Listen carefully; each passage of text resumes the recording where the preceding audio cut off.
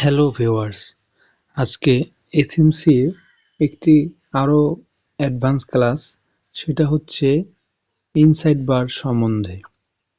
আসলে আমরা এই ইনসাইড বার ক্যান্ডেলগুলিকে আইডেন্টিফাই করতে পারি না, সেক্ষেত্রে আমাদের বেশিরভাগ মানুষের অ্যানালিসিসগুলি ভুল হয়ে যায় শুধুমাত্র একটি ইনসাইড বার ক্যান্ডেলকে সঠিকভাবে আইডেন্টিফাই না করার কারণে।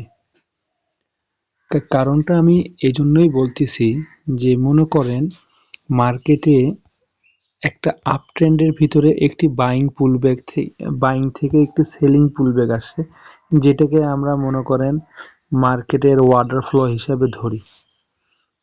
যেহেতু মার্কেট মনে করেন এই যে এই সেলিং যে পুলব্যাকটা আসে, এইখান থেকে প্রাইসটা এইখান থেকে টাচ করে আবার উপরের দিকে যায়, এটা আমরা সচরাচর যারা এসএমসি সম্বন্ধে একটু ভালো নলেজ আছে তারা হয়তো বা এই অর্ডার ফ্লোটি ভালোভাবে জানেন।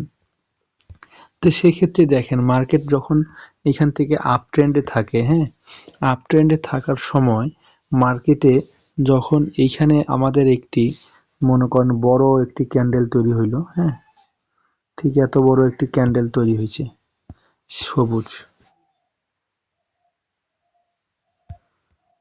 তো এই যে সবুজ ক্যান্ডেলটা যে তৈরি হয়েছে, তো এই সবুজ ক্যান্ডেলটার ভিতরে আমাদের কিন্তু এখানে একটি সেলিং পুলব্যাক আসছে, এবং এই সেলিং পুলব্যাকটা ভিতরে আমাদের খুব ছোট ছোট আকারের মনে করেন 3-4টি রেড ক্যান্ডেল তৈরি হয়েছে।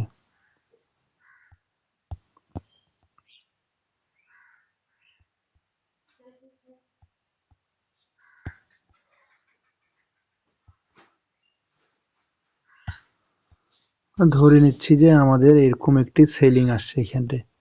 তো সেই ক্ষেত্রে আমরা কিন্তু এই জোনটিকে যারা আইডেন্টিফাই করব যে এটা আমাদের হচ্ছে আপনার পুলব্যাক হিসাবে কাজ করবে, হ্যাঁ, তো সেক্ষেত্রে আমাদের এটাকে যদি সিলেক্ট করি, সেক্ষেত্রে আমরা এখানে একটি ওয়াটার ফ্লোকে সিলেক্ট করব, এবং এই সেলিং পুলব্যাকের ভিতরে যতগুলো আপনার ওয়াটার ব্লক থাকবে সেগুলো কিন্তু সঠিকভাবে কাজ করবে না।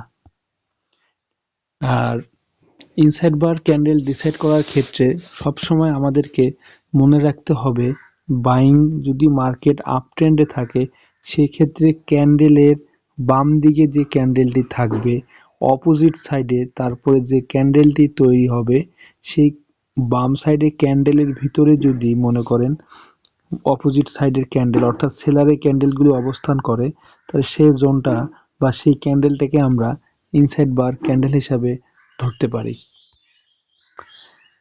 ঠিক একইভাবে মার্কেটে যখন ডাউন ট্রেনে এইভাবে পুল ব্যাক দিবে, সেক্ষেত্রে আমাদের এই একইভাবে আমরা ইনসাইড বার ক্যান্ডেলটা আইডেন্টিফাই করব। ধরে নিই মার্কেট এইভাবে একটি ডাউন ট্রেনে মুভ দিচ্ছে, তো সেক্ষেত্রে এইখানে একটি বড় ক্যান্ডেল আছে, রেড ক্যান্ডেল, হ্যাঁ, এই রেড ক্যান্ডেলের ভিতরে ছোট ছোট করে সবুজ ক্যান্ডেল মনে করেন মুভ দিছে, এভাবে মুভ দিছে।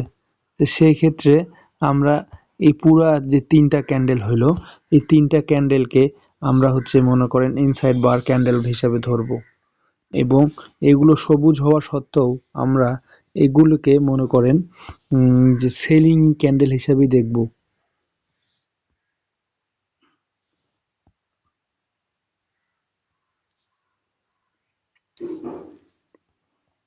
তো আশা করি বুঝতে পারছেন।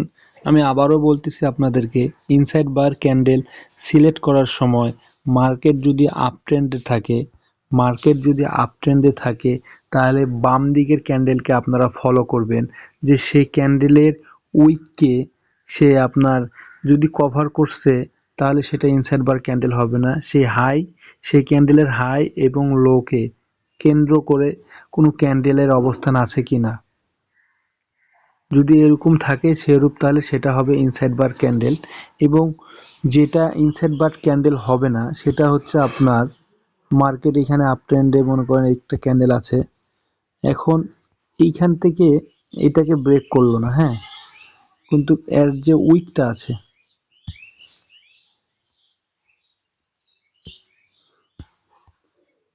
এইখানে যে এর উইকটা আছে, মনে করেন এটা একটা এর ক্যান্ডেলের উইক, কিন্তু সে উইক দিয়ে এরকম রিজেকশন দিছে। সেক্ষেত্রে আমরা এই ক্যান্ডেলটাকে কিন্তু ইনসাইড বার ক্যান্ডেল হিসেবে ধরতে পারবো না, কারণ সে আগের বাম দিকের যে ক্যান্ডেলটা আছে সেই ক্যান্ডেলের আগের হাইকে সে ব্রেক করছে, সুইং দিয়ে ব্রেক করছে, ঠিক আছে। সেই ক্ষেত্রে আমরা এটাকে ইনসাইড বার ক্যান্ডেল হিসাবে ধরতে পারবো না। ইনসাইড বার ক্যান্ডেল হিসেবে শুধুমাত্র আমরা সেটাকেই ধরবো যেটা বাম সাইডের ক্যান্ডেলের হাই এবং লো, এই যে এটা মনে করেন হাই,